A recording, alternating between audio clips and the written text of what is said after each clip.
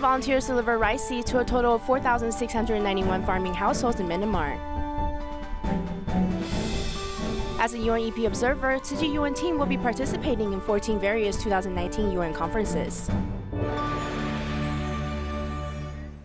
Welcome to DaAi Headlines. I'm Lori Chen. Thank you for joining us. The second rice seed distribution in Myanmar recently took place. Tzu Chi volunteers were split into 3 different groups and went to a total of 6 locations to personally deliver the seeds to the affected farmers. A temple in Khai Khang village in Khayang is filled with excitement today. Villagers are waiting to welcome Tzu Chi volunteers, and they are ready with their rice bags or bean seed bags. Doing a good deed a day is a traditional Buddhist idea. When we wake up every morning, we'll put a handful of rice into the rice bank and give help with our pure heart.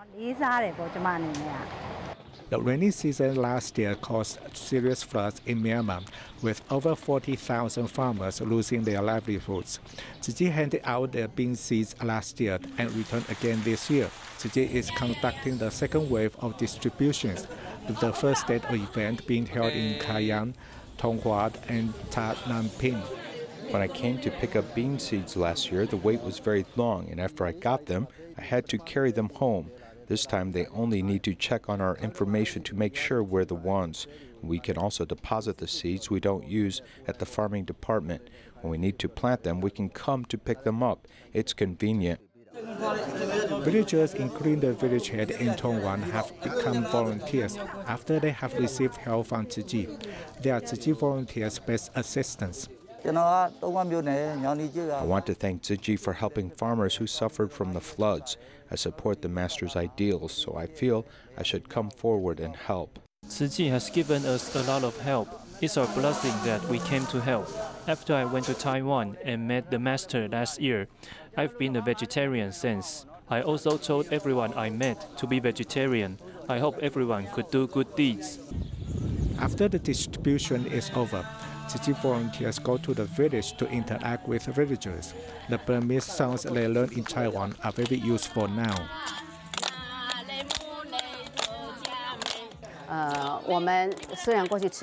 We had suffered before, but I believe our suffering was much less than theirs. They have to go through this process, but they still believe in being content with their poor lives. This is something we must learn from them. These seeds represent the unlimited blessing from Tzu Chi volunteers around the world. We also hope these seeds can help the farmers rise again and inspire them to do more good deeds. At one of the rice seeds distributions, many farmers came with their rice banks to give back to Tzu Chi. One farmer, Wu Zuo'an, actually came with a handful of cash that he has been saving up ever since November of last year. He stated that he learned from the Tzu Chi volunteers that even with little money, one can still help others in need. Waiting in line to pick up the rice seeds, Wu Kai-yong came with a surprise of his own. Today, he is finally able to give back to Tzu Chi with the cash that he has been saving over the past couple of months. I save 13 cents every day. It isn't much, but it can accumulate to around $4 a month. I hope it can help other people in need. Wu Zuo'an said he was inspired by all the Tzu Chi volunteers' love and care. That was why he has been saving up since November of last year. Dharma Master Zheng Yan is so compassionate that she sent her disciples to come to Myanmar to give out mung bean seeds to us. So we must also learn the Tzu Chi spirit and give our love to help those in need. Perhaps it is the power of blessing that made the mung bean harvest in Khayang this year much better than before. In the past, one plant could only produce 15 to 20 legumes, but this year one plant has close to 40 legumes. These mung beans came from the seeds Tzu Chi gave us last year. See, they are of very good quality. Do Dengyi also suffered when her 2-acre land was submerged in floodwaters last year. Afterwards, she was one of the recipients of Tzu Chi mung bean seeds. She also heard the story of how Wu Ding-tun would speak good words to his crops, so she applied it herself. To her surprise, the results were much unexpected. I told the insects that they could eat the leaves, but please leave the mung beans to me. I said it every day, and the mung beans just kept on growing. This is the second harvest already. The mung bean seeds and the rice seeds have helped these farmers tremendously. The volunteers' visit and company has also inspired the farmers to give back. The ripple effect of great love will continue to spread far and wide.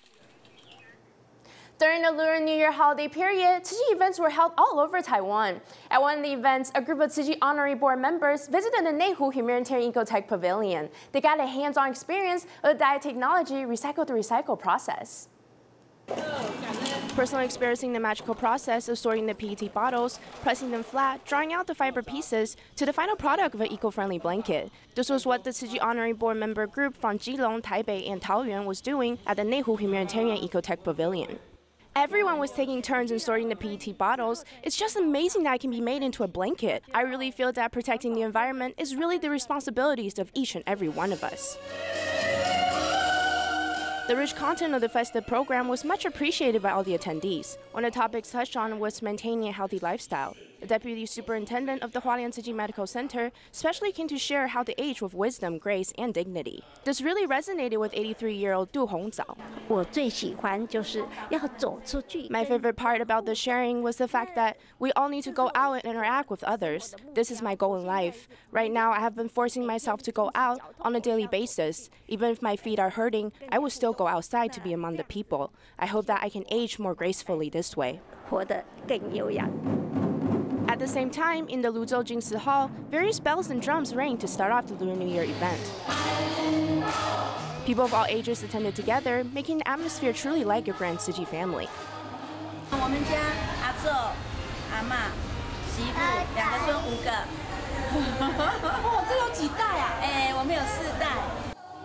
From health exercises to a veggie dance, the event's program was filled with rich content. This year, the focus was more on the interactions between both the people on stage and the audience members. It brought a different vibe for the attendees. Before, the Tzu Chi programs were much more serious in nature. However, today it was very lively. There were various dancing that took place. I really enjoy it. Positive affinities were created all around, hoping to spread the seeds of compassion and great love to more people in the communities. The Lunar New Year holiday is coming to a close. Therefore, to end the festivities on a positive note, many Tzu Chi kindergartens in Malaysia have gone out to celebrate with the locals. The children gave their best wishes to others by performing lion dances, giving out oranges, and saying auspicious phrases. Using potlets as musical instruments, alongside a mini version of the lion dance, it was filled with festive vibes. These are the Nippon Tabao Tzu Chi kindergartners giving their Lunar New Year best wishes to recycling volunteers. Because recycling volunteers are sorting all the recyclable goods to protect Mother Earth, so we need to go and thank them. The children bring instant happiness to all the adults. Upon seeing them, all the volunteers are beaming with smiles from ear to ear. Very good, very happy. Extremely happy to see all of them. I wish them to all grow up in good health and happiness. Both the Butterworth and Johor Bahru Tzu Chi kindergartens are also close neighbors. They too passed on the Lunar New Year best wishes to the locals. I feel very happy inside. All of these children coming to give us their best wishes for the Lunar New Year. Even though we are all of different ethnicities, it's still a joyful experience to be able to share in the festive vibes. It's great. Gifting oranges and saying some auspicious phrases, the children are learning the importance of respecting elders through the Lunar New Year traditions. They know that during the Lunar New Year, one must say good things. Why do we say auspicious phrases? It's to give our best wishes to others. Learning to be grateful for other people is a blessing for oneself. Through the process, many traditions have been passed down to the children. Through the lion dances and the various Lunar New Year greetings, the children have learned much from the process. The different meaningful traditions will stay with them as they grow up and pass it down to the next generation.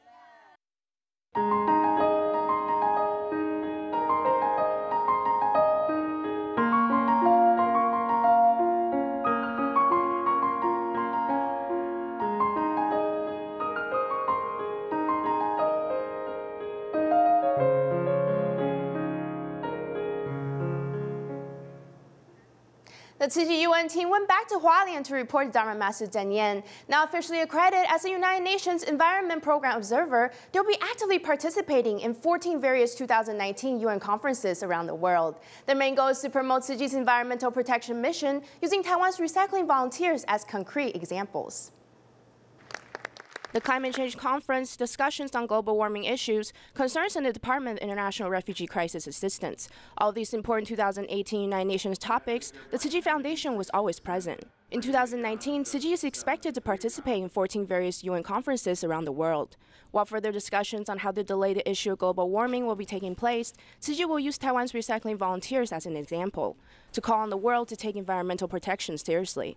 台湾将近86000多个环保志工。 Just Taiwan alone has nearly 86,000 recycling volunteers. Their daily dedication through mundane gestures has created tremendous results. They can all share their everyday experiences as amateur experts in this field of work. So this kind of in-depth and knowledgeable real-life experience sharing is also one way to spread Dharma. The best way to save Mother Earth is to start with oneself. Over the years, Tzu Chi volunteers have long been promoting vegetarianism at various UN conferences. After many years of sharings and report writing, they were pleasantly surprised at what they found. According to a recent report done by the U.S. federal government, the vegetarian population has increased significantly. When the government is stocking up emerging rations in preparations for any type of unplanned situations, it used to be around 25% of it was vegetarian food.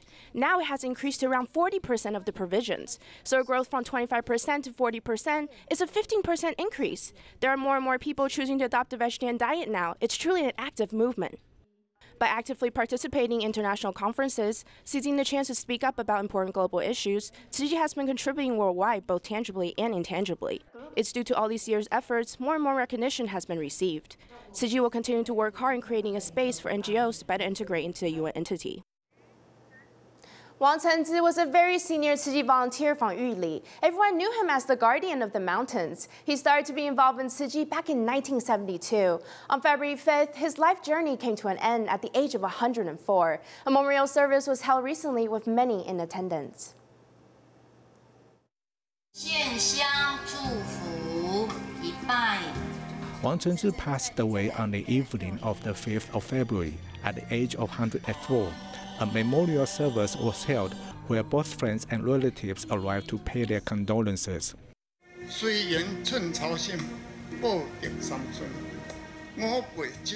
Can the love of a child pay back the love of his parent? I want to use this phrase to represent my memory to you.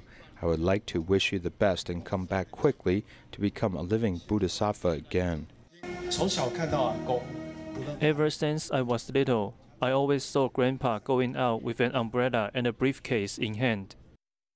Wang Chenzi was referred to as the guardian of the mountains. His standard equipment was an umbrella and a briefcase. He would take the public transportation and head to every part of Taiwan each month to visit donating members. He insisted on doing this for over 50 years. He didn't talk much. The one thing he often said was, if it's a good thing, just do it. Wang Chenzi was very dedicated to all Tzu Chi missions. He had over 4,000 donating members. He did good deeds for over half a century, even though he is no longer with us in this lifetime. But his spirit of great love will forever stay in people's hearts. The Gulangyu Island is one of the famous attractions in Xiamen. There are many senior residents, so Tzu Chi volunteers conduct monthly home visits. This time, children went with the volunteers and held a mini music concert for them. The famous tourist attraction of Xiamen City is the Gulangyu Island. Tzu Chi volunteers and the children who carry the instruments went to the island by boat as they are on a mission.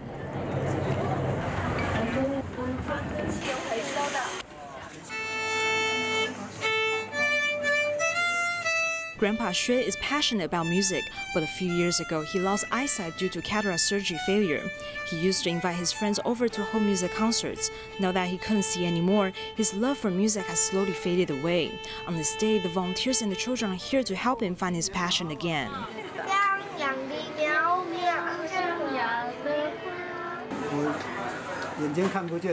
It's been 5 or 6 years since I lost my eyesight. I feel lonely as I live alone. Sometimes I'll just stay at my house and do nothing. The volunteers and the children came to see me and sang songs to me. I'm really happy today. It's good to have you guys. Grandpa Xue has finally opened up his mind again as the children were playing the instruments. He was immersed in the world of music and even sang a few songs.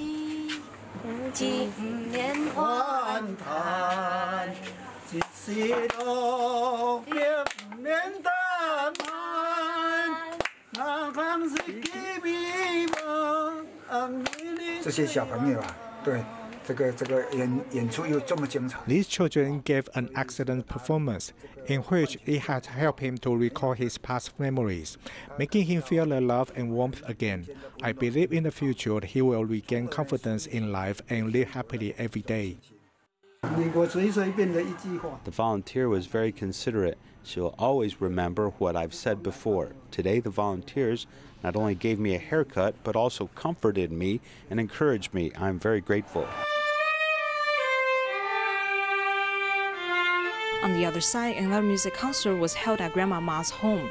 She's 88 years old and lives alone. Besides helping her to get a new haircut, the volunteers also send their best Lunar New Year wishes to her.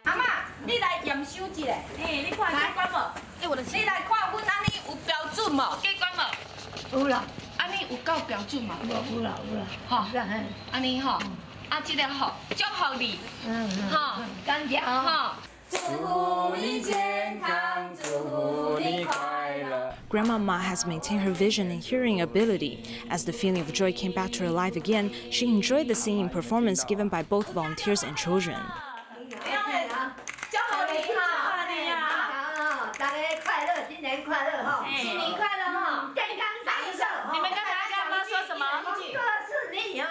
The music performances of the children have brought joy and vitality to elderly residents in Gulangyu. In our continuous series on water resources around the world, we will continue exploring Hong Kong. Today, we're going to talk about using seawater as a means to flush toilets. Here's our in-depth report.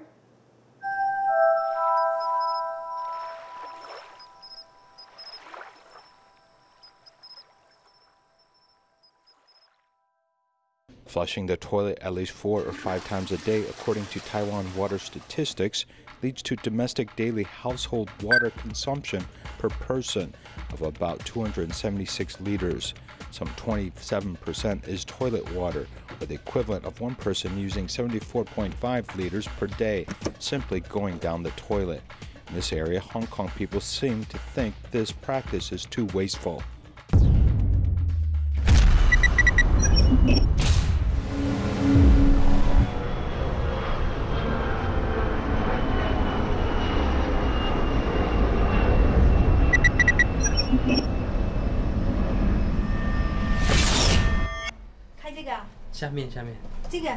Turning this on, this is seawater tap, which is a little yellow. You have to scrub the toilet every morning and afternoon, as there will be a little sediment. They say that fresh water doesn't have this problem. The bottom of the toilet will be yellowish because the water source for flushing the toilet is seawater. Ms. Xu moved from China's Quanzhou to Hong Kong 25 years ago. She used fresh water to flush the toilet in her hometown, but her habit now is totally different. I didn't know this at the beginning. It's only after I heard people tell me that we have 2 different water towers on the roof, one for seawater and fresh water. In the building where Ms. Xu lives, there are 2 water lines, one for seawater and one for fresh water. The pipelines are fresh water for drinking, general washing, etc., while seawater is mainly used for flushing toilets. Because it contains salt, plastic pipes must be used.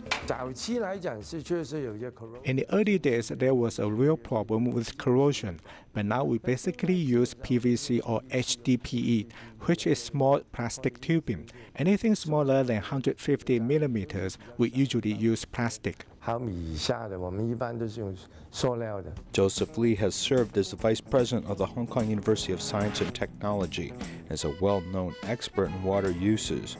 For decades, he has participated in planning water facilities used in Hong Kong and helped introduce seawater flushing. This world-leading technology saves 270 million cubic meters of fresh water every year.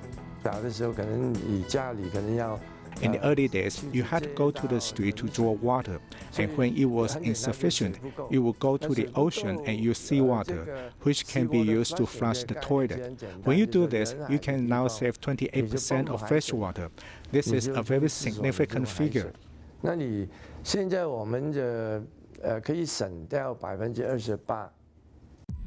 In the 1950s, Hong Kong lacked water resources, making it too extravagant to use precious fresh water to flush the toilet. So the Hong Kong government began to flush the toilet with seawater. In 1957, a test pilot version was tried at Kowloon's Shek Kip Mei Estate, a densely populated area. The test was later expanded to the eastern part of Hong Kong Island. In 1965, more legislation was passed for new construction, and large buildings must install seawater flushing pipelines. It's part of the wastewater history of Hong Kong.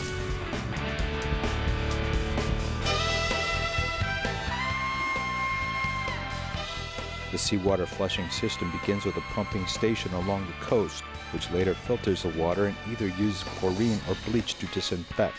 At present, 80% of the buildings in Hong Kong have this system, and there is no charge. However, there are still a few areas where they still use fresh water to flush toilets.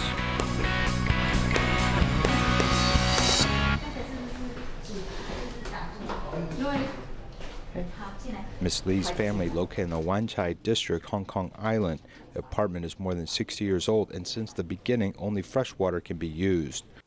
I think that because the water tank is in a remote place, the government didn't know about it or had no plan for this area. I am not sure.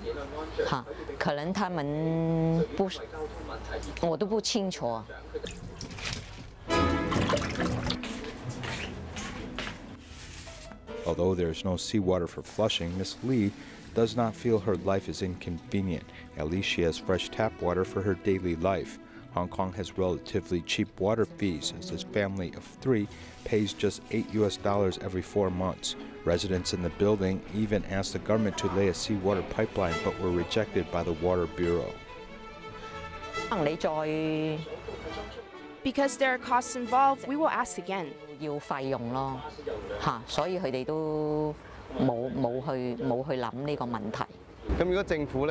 government felt it is too expensive to put in or upgrade a pipeline. This means the residents have no way to use this seawater. It's not difficult to obtain seawater throughout Hong Kong. However, seawater flushing isn't completely accepted, as those in the mountains and outlying islands still use fresh water for flushing. About 10% still don't have salt water for flushing because they are far from the coast in either the central or the northern part of Hong Kong. They still use fresh water to flush the toilet. According to the statistics from the Water Bureau, fresh water for flushing consumes 82 million cubic meters per year. Moreover, water subsidized by the government of Hong Kong each year, as it spends $38 million a year to purchase water, with much of it coming from China in the form of Dongjiang water. Many believe too much is wasted by flushing it down the toilet. Some small villages are developing pipelines themselves.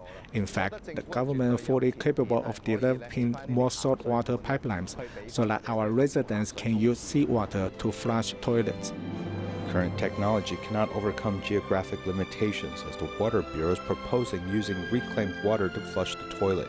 This could save 21 million cubic meters of fresh water per year, which is equivalent to 2% of the water consumption in Hong Kong. For an area that is very practical, maintaining sufficient water supply is a lesson that Hong Kong could share with the rest of the world. During the Lunar New Year holiday period, Malaysia volunteers seized the opportunity to do a deep clean session at one of the busiest recycling stations. Happy Lantern Festival, everyone! Thank you for watching. See you next Lunar New Year.